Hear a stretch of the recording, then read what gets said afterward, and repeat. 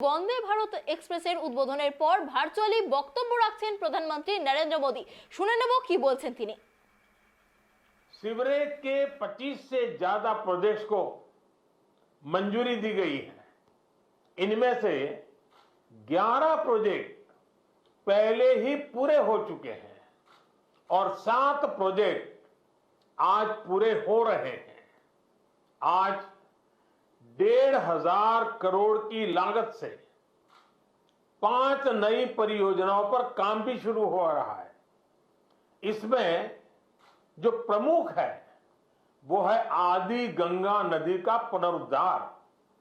मुझे बताया गया है कि अभी आदि गंगा नदी की स्थिति दुर्भाग्य से बहुत खराब है।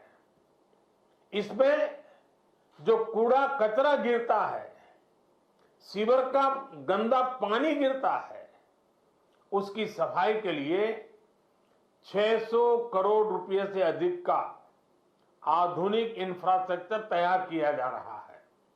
हम लोग अक्सर व्यक्ति के जीवन में प्रिवेंटिव हेल्थ केयर की बात तो करते रहते हैं और हम कहते हैं कि दिनचर्या वो होनी चाहिए कि बीमारी की नौबत ही ना आए। ठीक इसी तरह नदी की गंदगी को साफ करने के साथ ही केंद्र सरकार प्रिवेंशन पर भी बहुत जोर दे रही है और इस प्रिवेंशन का सबसे बड़ा और आधुनिक तरीका है ज्यादा से ज्यादा आधुनिक सीवेज ट्रीटमेंट प्लांट।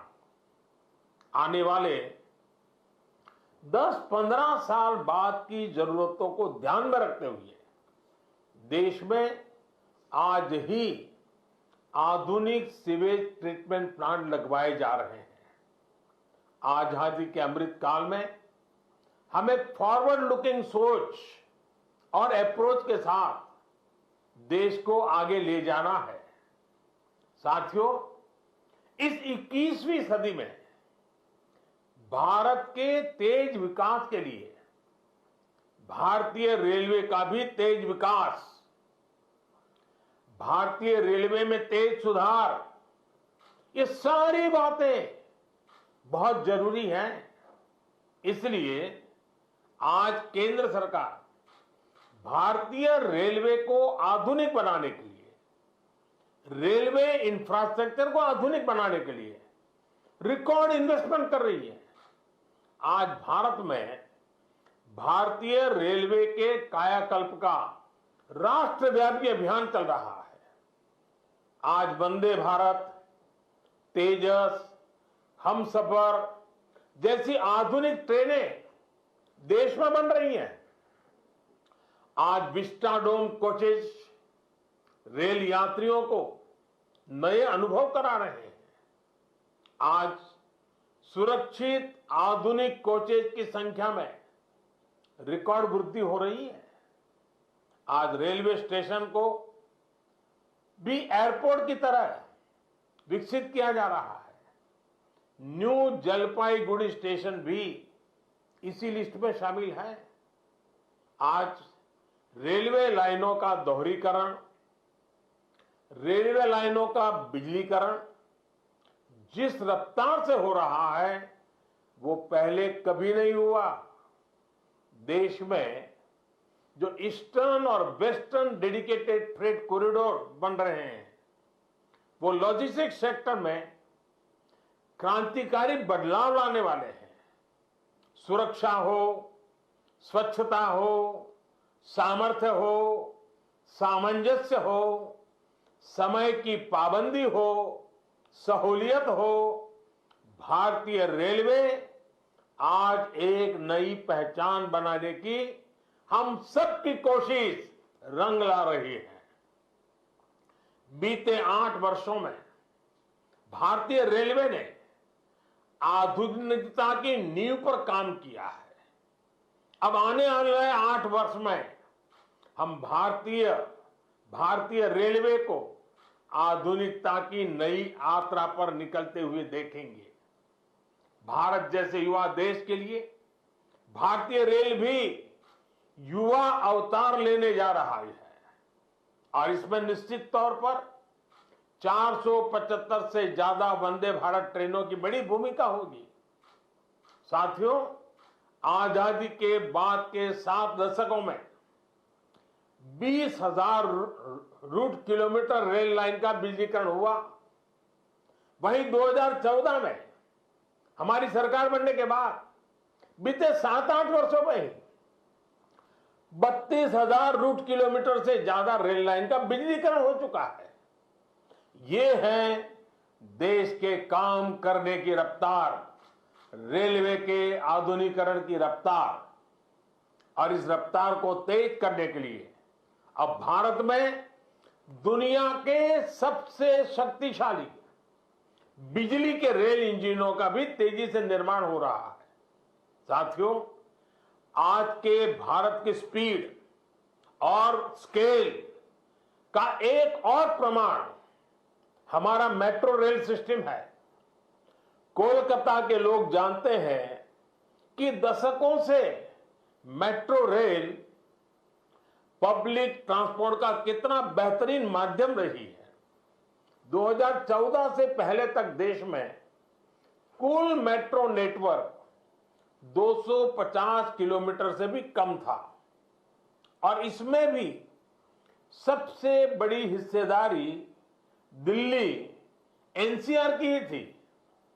केंद्र सरकार ने इस स्थिति को भी बदलता हुआ है, उसको बदलने का पूरा प्रयास किया है और बहुत तेजी से बदला है। बीते 8 वर्षों में हमने मेट्रो का 2 दर्जन से अधिक शहरों तक विस्तार किया है। आज देश के अलग अलग शहरों में लगभग 800 किलोमीटर ट्रैक पर मेट्रो चल रही है। 1000 किलोमीटर के नए मेट्रो रूट पर तेजी से काम चल रहा है। जोका बीबीडी मार्ग मेट्रो परियोजना इसी संकल्प का हिस्सा है। साथियों, पिछली सदी के भारत की 2 और बड़ी चुनौतियां रही हैं जिन्होंने देश के विकास पर बहुत नकारात्मक असर डाला है। एक चुनौती रही इंफ्रास्ट्रक्चर के कार्यों में विभिन्न एजेंसियों में तालमेल की कमी और दूसरी चुनौती रही ट्रांसपोर्ट के विभिन्न साधनों में भी आपसी तालमेल का जीरो होना। इसका नतीजा यह हुआ कि सरकार के एक विभाग को पता ही नहीं होता था कि दूसरा विभाग कहां नया काम शुरू करने वाला है। इसका खामियाजा देश के ईमानदार टैक्स पेयर को उठाना पड़ता था।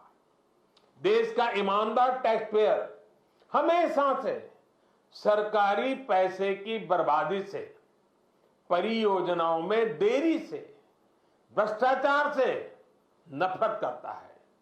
जब वो देखता है कि उसकी गाड़ी कमाई से दिए हुए टैक्स से गरीब का नहीं बल्कि किसी भ्रष्टाचारी का भला हो रहा है, तो उसका खिन्न होना स्वाभाविक है।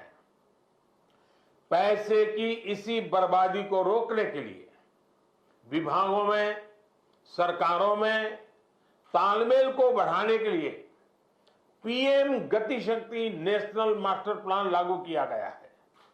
अब चाहे विभिन्न राज्य सरकारें हो, अलग अलग सरकारी विभाग हो, कंस्ट्रक्शन से जुड़ी एजेंसियां हो या इंडस्ट्री के लोग हो, सब एक ही प्लेटफॉर्म पर आ रहे हैं। पीएम गति शक्ति देश में ट्रांसपोर्ट के अलग अलग माध्यमों को जोड़ने, मल्टी मॉडल कनेक्टिविटी के काम को भी गति दे रहा है। आज देश में रिकॉर्ड तेजी से हाईवे बन रहे हैं, एयरपोर्ट बन रहे हैं, वाटरवे बन रहे हैं, नए पोर्ट बन रहे हैं और इसमें भी सबसे बड़ी बात यह कि इन्हें अब इस तरह तैयार किया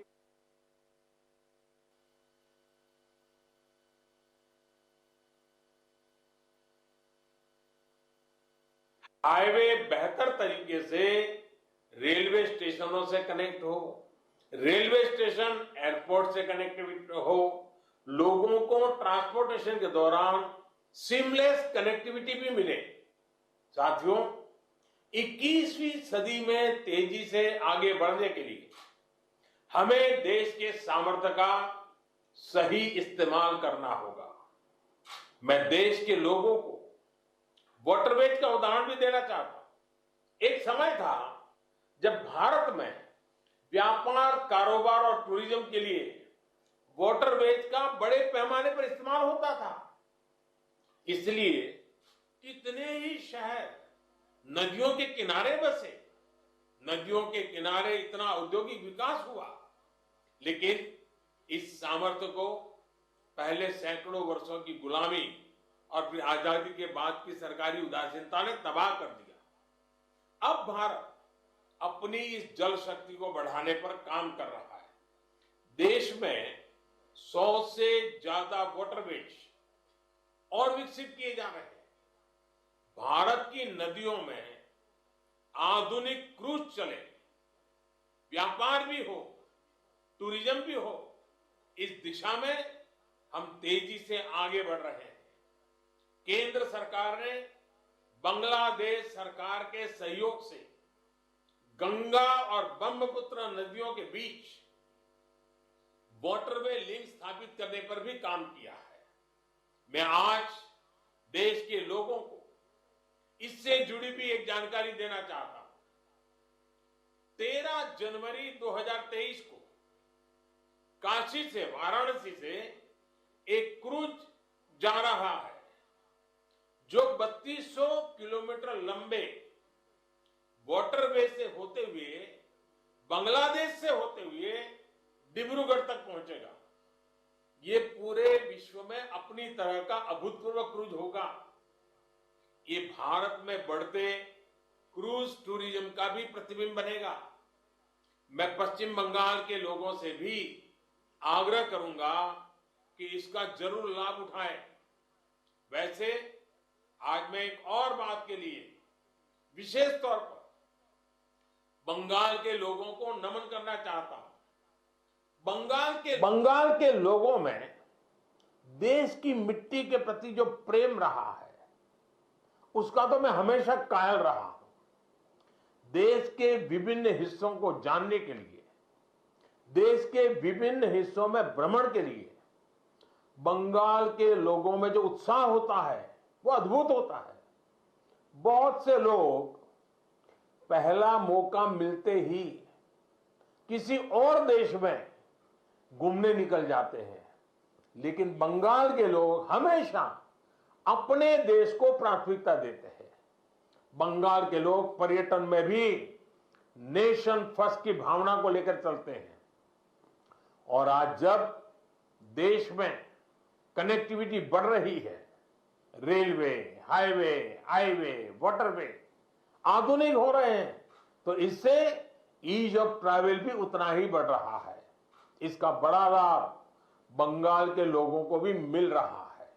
साथियों, गुरुदेव टैगोर द्वारा रचित प्रसिद्ध पंक्तियां हैं, ओ ओमार देशेर माटी, तोमार पौरे ठेकाई माथा। यानी, हे मेरे देश की माटी, मैं तुम्हारे आगे अपना सर झुकाता हूं।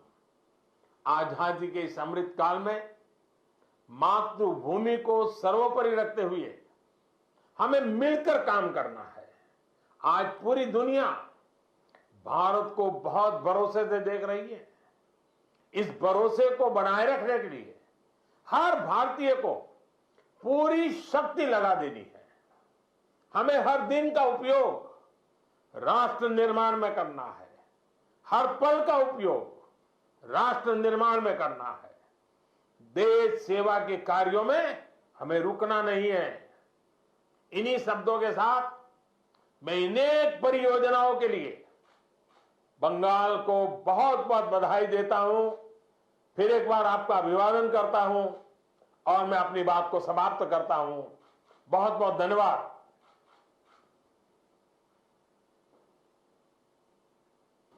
और कार्यक्रम के